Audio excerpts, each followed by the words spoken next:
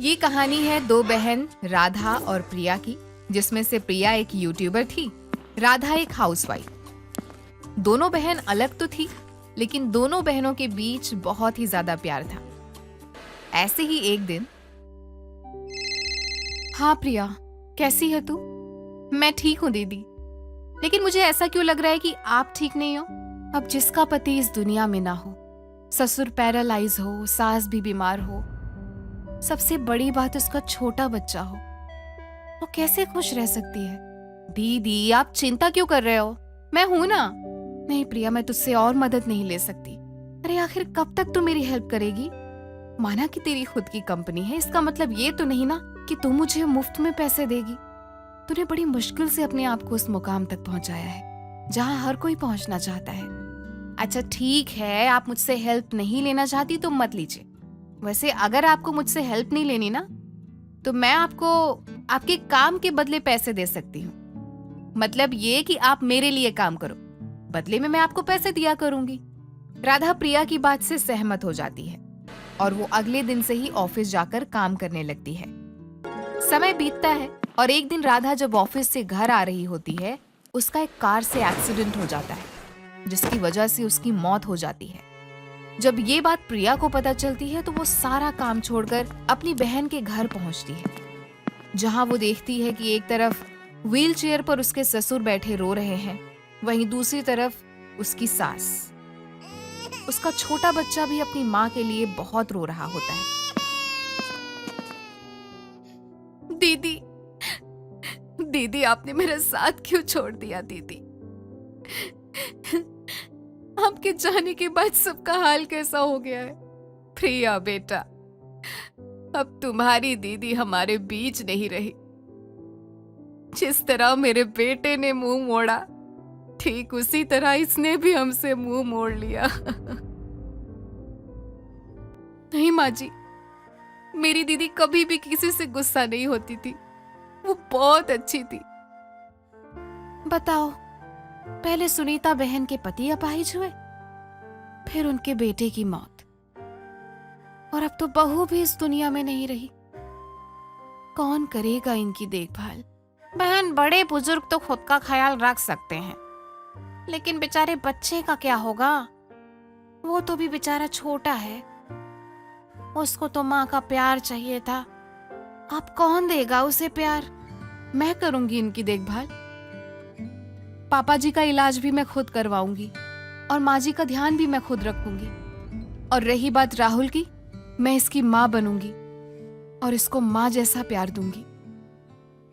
आज से पहले ये मेरी बहन का ससुराल था, लेकिन अब से ये मेरा भी ससुराल है।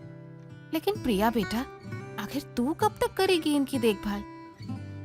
कल को तो तू भी ससुराल जाएगी ना, तेरा भी घर होगा, तेरी भी जिम्मेदारियां होंगी। ऐसे में दो ससुराल कैसे संभालेगी? हाँ, मैं सब देख लूंगी। और हाँ, जिसको मेरा ये ससुराल मंजूर होगा, मैं उसी से शादी करूंगी, वरना मैं अपने परिवार के लिए जिंदगी भर कुंवारी रहूंगी। प्रिया के मुंह से इतनी बड़ी बात सुनकर सबकी आंखों से झरझर आंसू बहने लगते हैं। इस तरह से अब कुछ ही देर में राधा का अंतिम संस्कार हो जाता है। राधा हमेशा हमेशा के लिए 5 तत्वों में विलीन हो जाती है। ऐसे ही अब समय बीतता है और बीतते समय के साथ प्रिया अब अपनी बहन के ससुराल को अपना ससुराल मान लेती है। वो जहां भी जाती, राहुल को अपने साथ ले जाती। ऐसे ही एक रात प्रिया राहुल के साथ अपने हाथों में बहुत सारी चीजें लेकर आती है। माँ जी, देखिए मैं आपके लिए क्या लेकर आई हूँ। बेटा, तू इतना खर्च क्यों करती है? क्या जरूरत थी ये सारे सामान लाने की? माँ जी, ये घर मेरा भी तो है, और अपने घर के लिए सामान लाने में क्या सोचना? हाँ वो ठीक है, लेकिन बेटा मुझे लगता है कि तुझे शादी कर लेनी चाहिए। अच्छा, तो आप ये कहना चाहती हैं कि मैं इस घर से चली जाऊं? नहीं बेटा, ऐसा नहीं है। मैं नहीं चाहती कि तू यहाँ से जाए, लेकिन तेरी भी जिंदगी है। आखिर कब तक तू हमारे लिए ऐसी कुंवारी रहेगी? और अगर तेरी जगह मेरी बेटी भी होती ना, तो मैं उसे भी शादी के लिए बोलती। ठीक है माँ जी, मैं शादी के लिए तैयार हूँ, लेकिन मैं शादी तभी करूंगी जब मेरे ससुराल वाले मेरे बेटे राहुल को भी अपनाएंगे। नहीं बेटा, ऐसा नहीं होता। अगर तू राहुल को खुद का बेटा बनाकर अपने साथ ले जाने की सोच रही है तो ऐसा नहीं हो सकता, क्योंकि लोगों को लगेगा कि राहुल तेरा सच का बेटा है।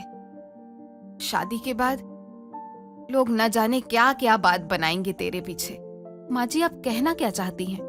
मेरी बच्ची, मैं सीधे शब्दों में यही कह रही हूं, तू भले ही राहुल से मिलने आते रहना, लेकिन हमारी वजह से अपनी जिंदगी मत खराब कर।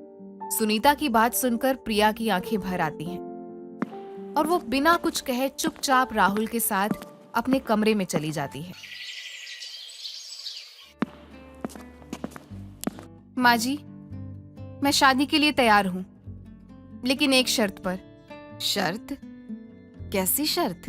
यही कि शादी के बाद मैं राहुल को अपने पास रखूंगी और आप लोगों के पास आती रहूंगी।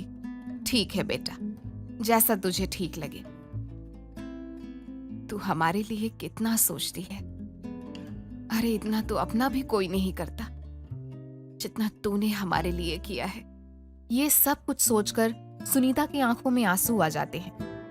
अपनी माँ जैसी सास की आंखों में आंसू देख प्रिया सुनीता के हाथ पर हाथ रखकर कहती है, मैं जानती हूँ माँ जी आप क्या सोच रही हैं, पर आप देखना, मैं जैसी हूँ वैसी ही रहूंगी।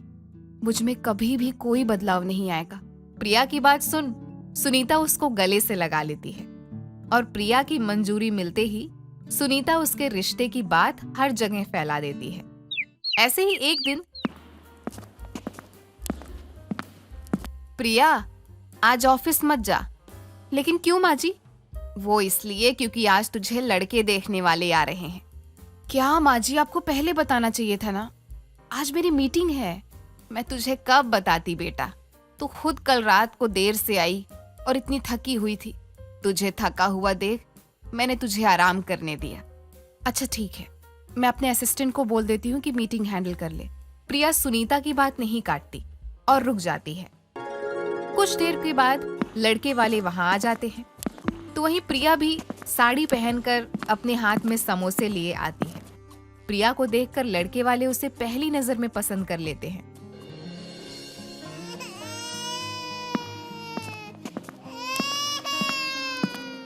क्या हुआ बेटा? और ये बच्चा किसका है? आंटी जी, वो मेरा ही बेटा है। वो सो रहा था पर शायद डरने की वजह से रोने लगा। क्या, तुम्हारा बेटा? तुम शादीशुदा हो? नहीं आंटी जी, मेरी शादी नहीं हुई है। हे भगवान, लड़की की शादी नहीं हुई फिर भी वो माँ बन चुकी है। ऐसे कैसे हो सकता है? कहीं ये बच्चा नाजायज तो नहीं? बस बहुत बोल लिया तुमने।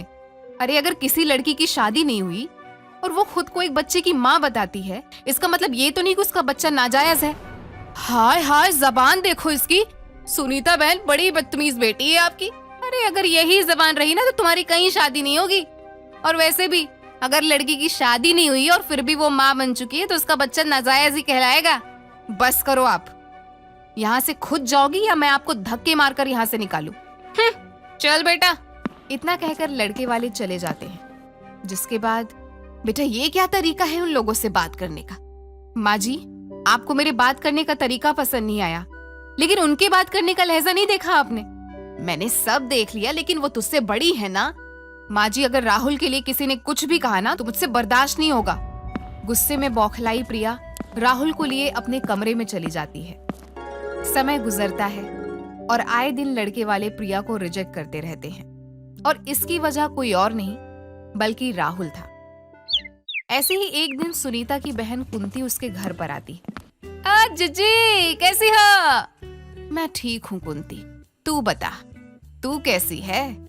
भगवान झूठ न बुलाए जीजी, अब तो हम बहुत अच्छे हैं। माफ करना जीजी, मैं बहू रानी के देहांत में नहीं आ पाई। कोई बात नहीं, मुझे वैसे भी किसी से कोई उम्मीद नहीं थी। हाय हाय जीजी, आप ऐसा क्यों बोल रही हो? मैं आना चाहती थी पर नहीं आ पाई। अब आपको मानना है तो मानिए, नहीं तो मत मानिए, आपकी मर्जी। वैसे जीजी, राहुल कहाँ है? कहीं दिखाई नहीं दे रहा। हाँ, वो प्रिया के साथ गया है। अच्छा अच्छा अच्छा।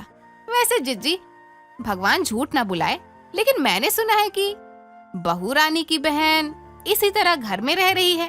और घर का सारा खर्चा पानी उठा रही है। तूने बिल्कुल सही सुना है कुंती, और मैं उसके लिए लड़का ढूंढ रही हूँ। उसी के बारे में तो बात करने आई हूँ जिज्जी। ये लड़का देखो जिज्जी, अरे जिस तरह हमारी प्रिया एक यूट्यूबर है, वैसे ही ये लड़का सोशल मीडिया पर काम करता है। अरे वाह, ये तो बहुत अच्छी बात है। आज शाम को प्रिया आती है तो मैं उससे इस रिश्ते के बारे में बात करती हूँ। ठीक है जिज्जी। आज प्रिया शाम को जल्दी से घर आ जाती है। उसके आते ही सुनीता उसके हाथ में वही फोटो देती है जो कुंती ने सुनीता को दी थी। माँ जी, ये किसकी फोटो है? लड़के की फोटो है। मुझे तो बहुत पसंद है। अब तू बता, तुझे कैसा लग रहा है? तुझे पता है, ये लड़का भी सोशल मीडिया पर काम करता है। मैं लिख कर देने को तैयार हूँ। ये लड़का तुझे और हमारी चीजों को अच्छे से समझेगा। मुझे भी यही उम्मीद है। वैसे तो ये लड़का मुझे तभी पसंद आएगा जब ये मेरी सारी शर्तों को मान लेगा। प्रिया और सुनीता आपस में बात कर ही रहे होते हैं कि तभी वहां कुंती आ जाती है। जी, आपकी तारीफ? भगवान झूठ ना बुलाए बेटा, मैं तुम्हारी बहन की मौसी सास हूँ। ओह, नमस्ते आंटी। अगर तू हाँ करे तो कल हम लड़की वाले को बुला लें। हाँ ठीक है, इन्हें भी देख लेते हैं। अब क्या था, अगले दिन रोहित अपनी माँ नैना के साथ सुनीता के घर पर आ जाता है और प्रिया को देख वो लोग उसे पहली नजर में पसंद कर लेते हैं। सुनीता बहन, हमारी होने वाली बहू तो बहुत सुंदर है। भगवान झूठ न बुलाए बहन, लेकिन हमारी प्रिया शक्ल से नहीं बल्कि स्वभाव से भी बहुत अच्छी है। ये तो बहुत अच्छी बात है। वैसे हमें तो प्रिया बहुत पसंद है। हमारी तरफ से ये रिश्ता पक्का समझिए। अब आप प्रिया से भी बात करके बता दीजिए। माफ कीजिएगा आंटी जी, पर क्या मैं रोहित जी से अकेले में कुछ बात कर सकती हूँ? अरे नेकी और पूछ पूछ। हाँ हाँ भाई, जाओ बात करो। रोहित जी, मैं नहीं जानती कि मैं आपको पसंद हूं या नहीं, पर मैं इस शादी से पहले आपको कुछ बताना चाहती हूँ। जी हाँ, बताइए। यही कि आप अपने सामने जिस बच्चे को देख रहे हैं वो मेरा बच्चा है, और मैं इस घर की बेटी नहीं बल्कि बहू हूँ। और शादी के बाद ना तो मैं अपने बच्चे को छोड़ सकती हूँ और ना ही अपने सास ससुर को। अगर आप इस चीज से सहमत हैं तो मुझे इस शादी से कोई भी ऐतराज नहीं, लेकिन अगर आप ये कहेंगे कि शादी के बाद मुझे इन्हें छोड़ना होगा तो माफी चाहूंगी, मैं ये शादी नहीं कर सकती। अरे किसने कहा कि मैं आपको आपके बच्चे से दूर करूंगा? जितना एक बच्चे को माँ की जरूरत होती है, उतनी ही एक माँ को भी अपने बच्चे की जरूरत होती है। मैं नहीं जानता कि आपका क्या पास्ट है, और सच कहूँ तो मैं जानना भी नहीं चाहता, क्योंकि अक्सर गुजरे हुए लम्हे इंसान को तकलीफ पहुंचाते हैं। और हाँ, रही बात शादी की, तो आप इस घर से एक बेटी बनकर विदा हो या बहू बनकर, लेकिन मेरे घर से पहले आपका इस घर पर सबसे पहला अधिकार होगा। और इस बच्चे को मैं अपना नाम दूंगा। रोहित एक खुले विचारों का इंसान था। उसे ना तो राहुल से कोई दिक्कत थी और ना ही प्रिया के पहले ससुराल से। प्रिया उसे सब कुछ सच सच बता देती है। ये उसका नहीं बल्कि उसकी बहन का ससुराल है, पर क्योंकि उनकी देखभाल करने के लिए कोई नहीं था, इसलिए इस घर को उसने अपना ससुराल बना लिया और अब वो इनकी देखभाल करेगी। साथ ही उसने राहुल को भी अपना बेटा बना लिया था। जिसके बाद रोहित अपनी माँ को ये सारी बात बताता है। नैना को भी इस बात से कोई भी ऐतराज नहीं था और इस तरह प्रिया रोहित के साथ 7 जन्मों के लिए एक पवित्र बंधन में बन जाते हैं, जिसके बाद वो अपने दोनों ससुराल की देखरेख करती है।